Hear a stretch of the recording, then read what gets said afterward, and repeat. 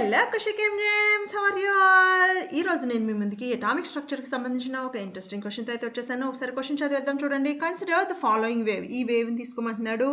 ఆ వేవ్ కి సంబంధించిన వేవ్ లెంత్ అనేది అంటే ఆ వేవ్ కి సంబంధించిన లెంత్ అనేది ఇచ్చాడు. Representing the electromagnetic radiation. ఇది ఒక ఎలక్ట్రోమాగ్నెటిక్ రేడియేషన్ సంబంధించిన వేవ్ అన్నమాట. Calculate the energy of single photon in electronic world's. Electronic world's లో దాని ఎనర్జీ ఎంతో క్యాలిక్యులేట్ చేయమంటున్నాడు.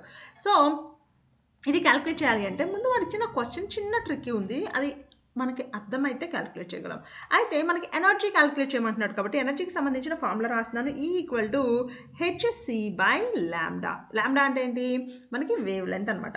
అయితే వేవ్ లెంత్ అంటే ఏంటి డెఫినేషన్ తెలిస్తేనే మనం ఇది క్యాలిక్యులేట్ చేయగలం. చాలా డైరెక్ట్ క్వశ్చనే, కానీ ఏంటంటే చిన్న ట్రిక్ అనమాట, చిన్న ట్విస్ట్ చేసి ఇచ్చాడు.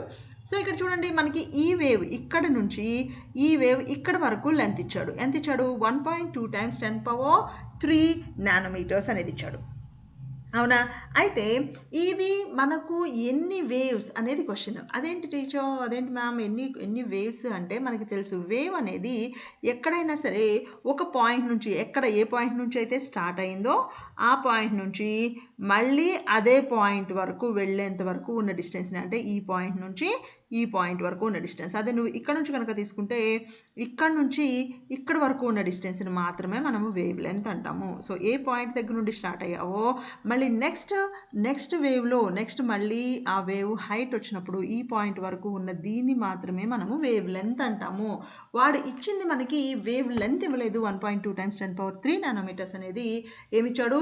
3 వేవ్ లెంత్స్ ఇచ్చాడు. 3 వేవ్ లెంత్స్ అంటే ఎలా తెలుస్తుంది అంటే చూడండి, ఇక్కడ నుండి స్టార్ట్ అయ్యాము 1, ఇక్కడ నుంచి ఇక్కడకు 1, ఇక్కడ నుంచి ఇక్కడికి 2, ఇక్కడ నుంచి ఇక్కడికి 3. అంటే మనకు ఎన్ని వేవ్ లెంత్స్ ఇచ్చాడు? 1.2 × 10³ నానోమీటర్స్ అనేది 3 లాంబ్డాస్కి, 3 వేవ్ లెంత్స్కి సంబంధించిన వాల్యూ ఇచ్చాడు. ఎంత ఇచ్చాడు? 1.2 × 10³ నానోమీటర్స్.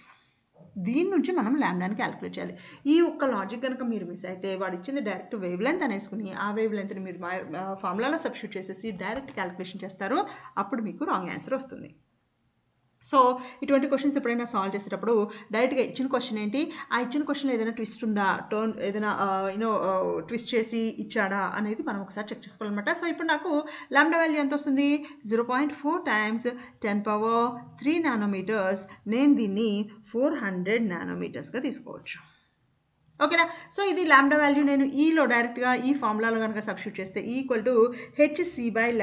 హెచ్ అంటే మనకు ప్లాంక్స్ కాన్స్టెంట్ 6.6 × 10⁻34. సి అనేది నాకు velocity of light or velocity of the radiation 3 × 10⁸ m/s divided by 400 nanometres. So 400 నానోమీటర్స్ని నేను 10⁻⁹గా రాసుకోవచ్చు. సో ఇది సాల్వ్ చేస్తే నాకు ఎనర్జీ ఆఫ్ ద రేడియేషన్, ఈ రేడియేషన్కి సంబంధించిన ఎనర్జీ నాకు ఎంత వస్తుందంటే దీన్ని సింప్లిఫై చేసిన తర్వాత 4.95 × 10⁻17 జౌల్స్ వస్తుంది. జౌల్స్. అయితే వాడు నా క్వశ్చన్లో అడిగిందంటే వాడు నన్ను జౌల్స్ అడగలేదు. He's asking me it in electronic volts. అయితే ఒక ఎలక్ట్రానిక్ వోల్ట్స్కి జౌల్స్కి ఉన్న రిలేషన్ ఏంటి అంటే ఒక ఎలక్ట్రానిక్ వోల్ట్స్ = 1.602 × 10⁻19 జౌల్స్ అనమాట. అంటే దీని నుంచి నేను ఒక జౌల్ అంటే ఎంత క్యాలిక్యులేట్ చేస్తున్నాను? 1 జౌల్ = 1 డివైడెడ్ బై 1.602 × 10⁻19. సో నేను దీన్ని ఇందాక నాకు జౌల్స్ వచ్చింది. సో ఈ జౌల్స్ని నేను ఎలక్ట్రానిక్ వోల్ట్స్లో కన్వర్ట్ చేయాలి అంటే E = ఎంత వస్తుంది నాకు? 4.95 × 10⁻17 డివైడెడ్ బై 1.602 × 10⁻19 అనమాట. సో దీన్ని నేను ఫర్దర్గా సింప్లిఫై చేస్తే నాకు ఆన్సర్ వచ్చేసి 3.1 × 10⁻2 ఎలక్ట్రానిక్ వోల్ట్స్ అనేది అయితే వస్తుంది. ఇది వాడు అడిగిన క్వశ్చన్కి సంబంధించిన ఆన్సర్ అనమాట. ఈ క్వశ్చన్ కనుక మీకు నచ్చితే, అర్థమైతే, ఈ ఎక్స్ప్లెనేషన్ మీకు కనుక నచ్చితే తప్పకుండా లైక్ చేయండి ఈ వీడియోని. ఎవరైతే కెమిస్ట్రీ ఆస్పిరెంట్స్ ఉన్నారో వాళ్ళందరితో వీడియోని షేర్ చేయండి. మీకు కెమిస్ట్రీలో ఏదైనా స్పెసిఫిక్ డౌట్ ఉంటే తప్పకుండా దాన్ని కామెంట్ రూపంలో నాకు తెలియజేస్తే దాని గురించి చాలా డీటెయిల్డ్గా ఎక్స్ప్లెయిన్ చేస్తూ నేను ఒక వీడియో అయితే మీకోసం అప్లోడ్ చేస్తాను. See you with another video. Until then, bye.